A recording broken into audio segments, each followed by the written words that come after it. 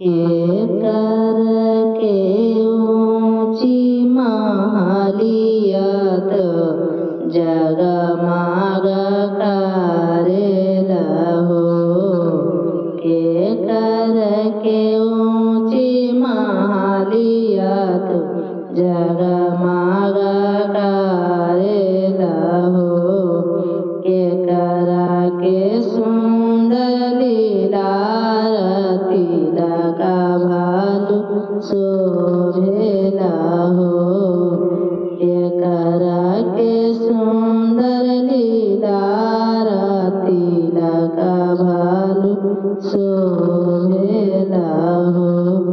दशरथ के ऊंची महलियत जगमग करेला हो।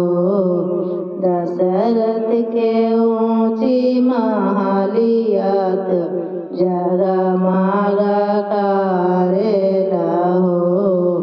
राम जी के सुंदर लीला तिलक भालू शोभेला हो। राम जी के सुंदर लीला तिलक भालू शोभेला हो। जनकपुर से आयल तिलक हरुआत तिलक चढ़ावेला हो।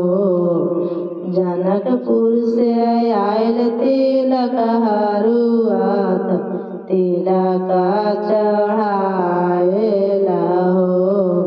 राम जी के चढ़ेला तिलकवा तिलकवा सोहावना हो।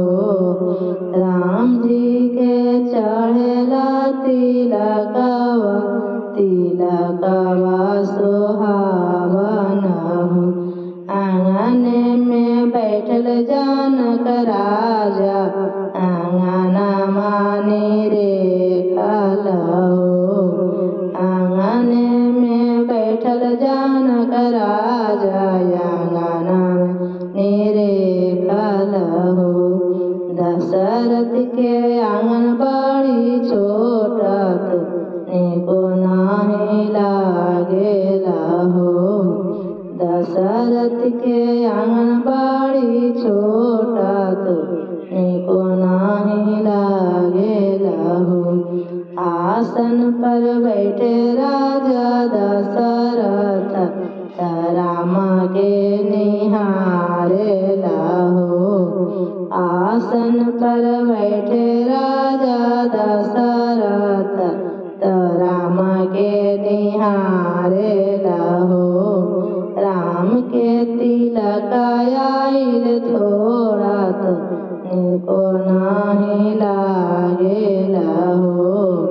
राम के तिलक आइल थोड़ा तो निको नाही लागेला हो।